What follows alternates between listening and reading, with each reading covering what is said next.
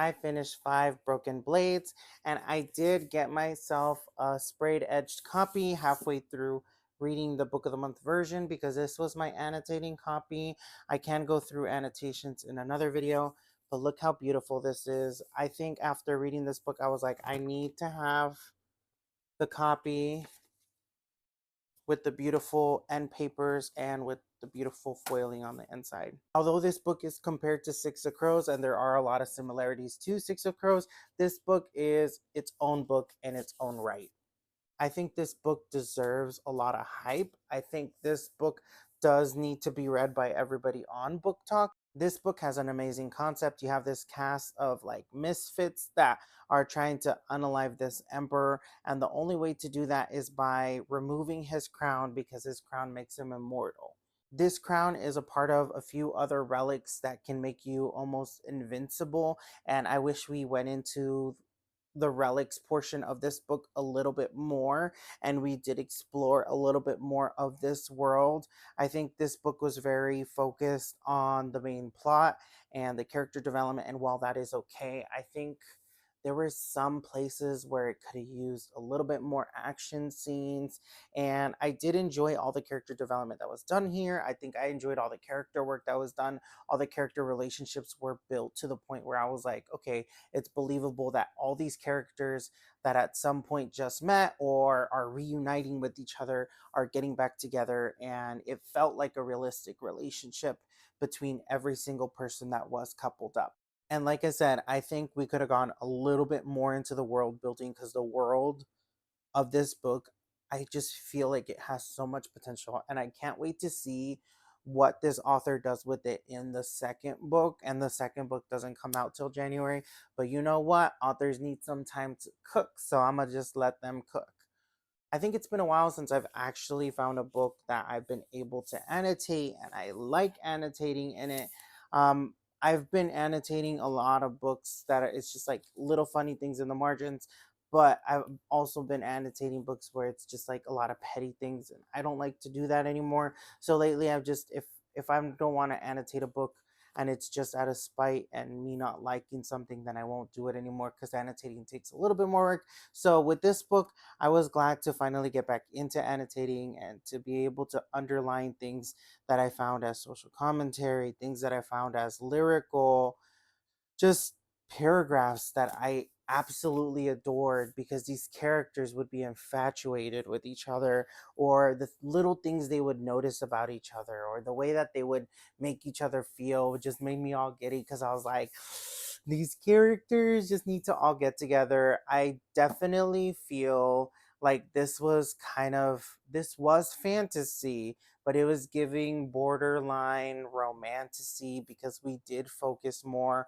on all the romances in the book versus actually focusing on the fantasy elements of all this book. I think this was really well constructed. I don't think that this could have been condensed with all the character work that was done in it, with everything that was built up to the very end. I think what needed to be done was this book definitely needed to be increased by a few pages. Maybe like 100, 200 pages, and just with world building, with stuff that could have been explored, with a little bit more action scenes, if you get what I mean.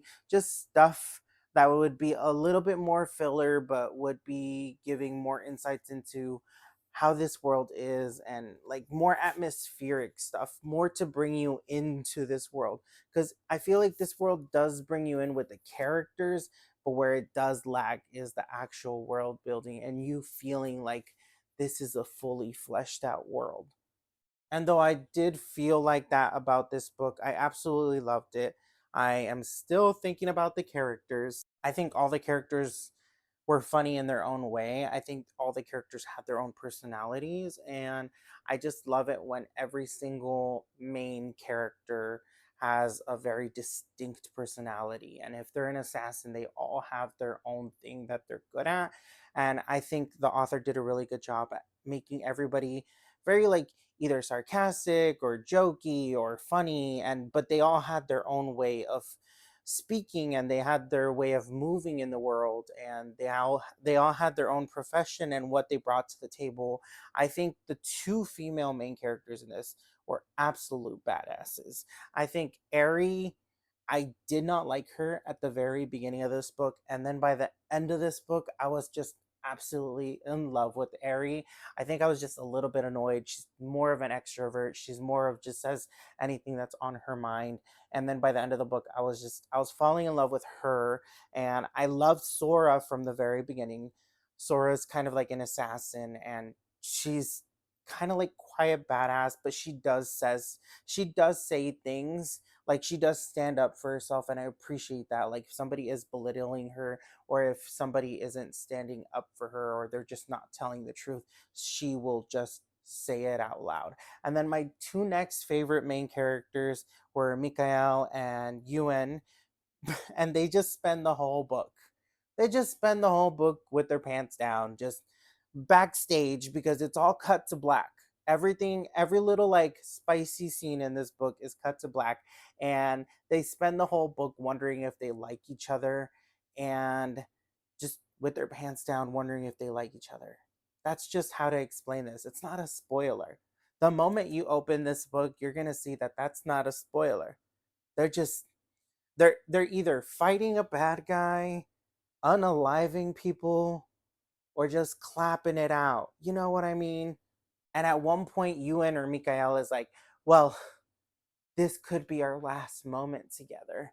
So we just need to, we just need to have a good time. So they had a good time the whole time. They were happy till the very end of this book. I enjoyed that all the characters had their own past. They had their own past traumas. They had their own past lives.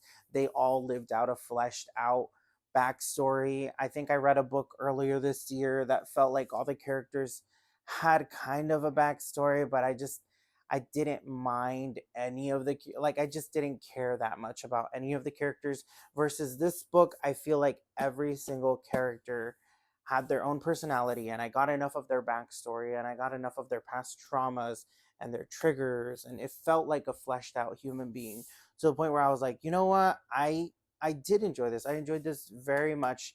I wish it was a little bit more to the point and it had a little bit more action, and it didn't take as long. I wish the pacing was a little bit fast forwarded.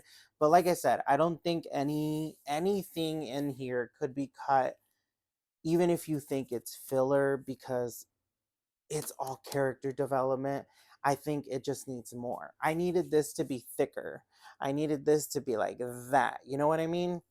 I think if you enjoyed Six of Crows, you would absolutely love this book. If you're more into the romanticy genre, you'll love this book as well. So I was reading this book, and I was also consuming it through audiobook format, and I think I enjoyed reading it a lot better than listening to the audiobook.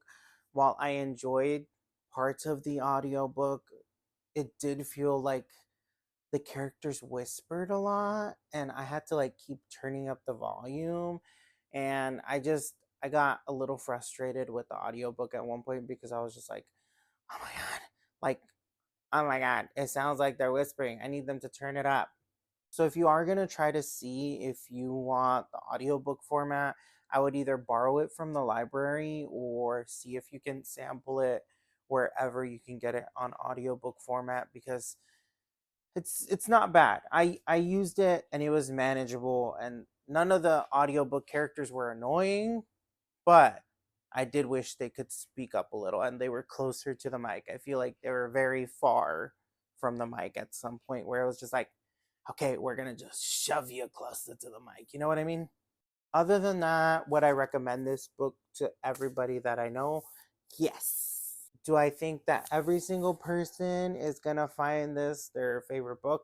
Maybe not. I think if you were very much into like heists, and you were into like assassins, if you're into romanticy, Six of Crows, then this book is going to be for you. I think you're going to very much enjoy this book. If you love character development, if you like a little bit of sprinkle of world building, then 100% for you. If you like character banter, then yeah, 100%. Have a good day, guys. I hope you guys read this one and tell me how you like it if you do read it. Feel free to message me if you do read this and tell me how you liked it, how you didn't like it. I'll see you guys later.